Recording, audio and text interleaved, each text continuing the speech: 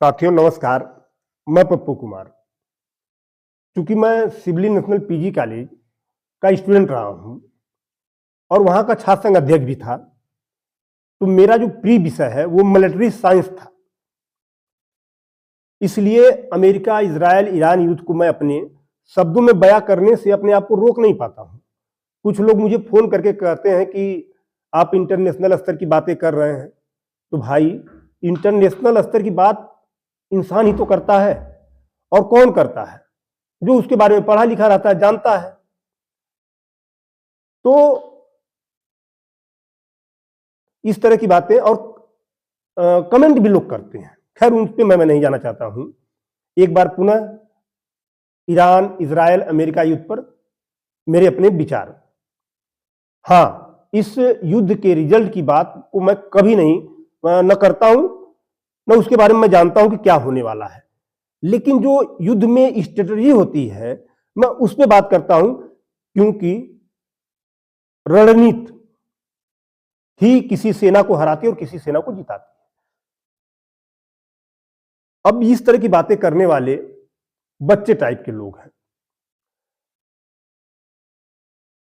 क्योंकि इन्होंने युद्ध को पढ़ा ही नहीं है। युद्ध का नतीजा तय होता है ऑब्जेक्टिव से। हमलावर का क्या ऑब्जेक्टिव था और उसे कैसे रोका दूसरी पार्टी ने। जैसे कि सिकंदर का दुनिया जीतने का ऑब्जेक्टिव था, वो मैं विश्व विजेता बन जाऊंगा। वो पर्सिया को जीत गया, खुरासान को जीत गया, पंजाब का भी कुछ एरिया जीत गया।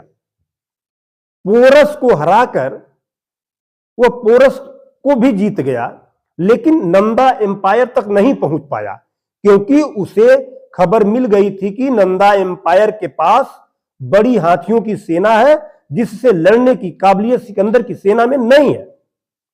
अब इससे ना तो नंदा एम्पायर छोटा हुआ, ना ही सिकंदर।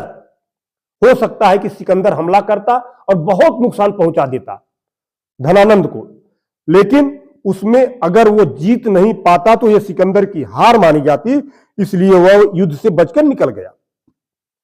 दूसरा उदाहरण मंगोलों का और खिलजी का।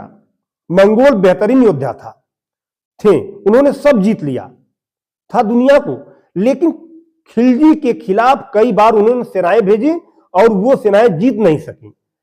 इनमें कई बार खिलजी युद्ध से भी भाग गया। एक बार एक महल में छिप गया, जहां से मंगोल नहीं निकाल पाए और दिल्ली जलाकर चले गए, लेकिन खिलजी को या दिल्ली को अपना नहीं बना पाए। इसलिए खिलजी की मंगोलों पर यह जीत मानी जाती है। खिलजी ने मंगोलों को इंडिया में राज स्थापित नहीं करने दिया। अब कोई कहे कि लेकिन भारी तादाद में भारतीय मरे थे, तो वो अलग बात है। मंगोलों का ऑब्जेक्टिव पूरा नहीं हुआ था। औरंगजेब और शिवाजी को ले लीजिए आप। औरंगजेब जो है शिवाजी को अपने अंडर रखना चाहता था, लेकिन नहीं रख पाए। खूब हमले हुए, लेकिन शिवाजी या तो भाग गए या गोरिल्ला वारफेयर में औरंगजेब की सेनाओं को अम्बुश कर देते थे। यहां एक बात बताना जरूरी है, गोरिल्ला युद्ध के जनक शिवाजी को माना जाता है। इसको नोट कर लीजिएगा, ये मैंने मिलिट्री साइंस में पढ़ा था।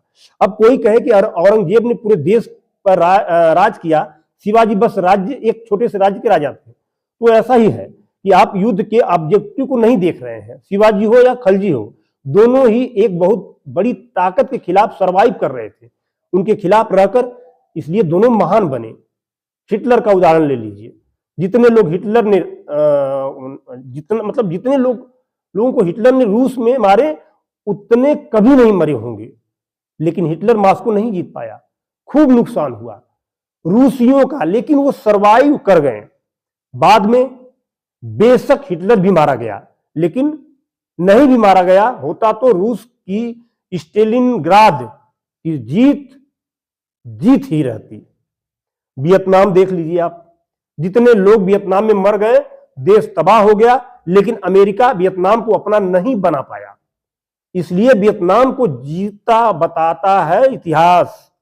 अब कोई कहे कि लेकिन एक अमेरिकी पर सैकड़ों वियतनामी मारे गए, युद्ध का आकलन नहीं, इससे युद्ध का आकलन नहीं हो सकता है कि कितने मरे क्या है, क्योंकि अमेरिका का ऑब्जेक्टिव अचीव नहीं हुआ और वियतनाम का अचीव हो गया, उसे अपना देश बचाना था, वो बचा ले गया। कितने मरे, कितना नुकसान हुआ, उससे मायने नहीं रखता है। यही ईरान युद्ध में है। एक बड़ी सेना है जो एक छोटी सेना से लड़ रही है देश पर कब्जे के लिए, लेकिन वो कर नहीं पा रही है। उल्टा उसके आर्मी बेस उड़ा दिए गए हैं गल्फ से और उनके फौजी होटल्स में रुके हुए हैं ताकि पब्लिक में उन पर अटैक ना हो। होर्मुज का कंट्रोल ईरान के पास चला गया है। ईरान का सरवाइव करना इतने भारी हमले को, ये उसकी जीत के तौर पर ही लिखी जाएगी इतिहास में, क्योंकि अमेरिका का ऑब्जेक्टिव अचीव नहीं हो रहा है। उसका अचीव ईरान पर कब्जा करने का था, जबकि ईरान का सर्वाइवल का हो रहा है, उसे सर्वाइव करना था, वो सर्वाइव कर रहा है। जहां भी बड़ी सेना की छोटी सेना से लड़ाई हो और लड़ाई जीती ना जा सकती हो, वहां सिकंदर की तरह युद्ध से बचना चाहिए, वरना इतिहास आपको हारा हुआ मानेगा। आज के लिए इतना ही। बहुत बहुत धन्यवाद। जय भीम, जय समाजवाद, भारत माता की जय, जय हिंद, सबको प्रणाम, धन्यवाद, वंदे मातरम, जय जोहार।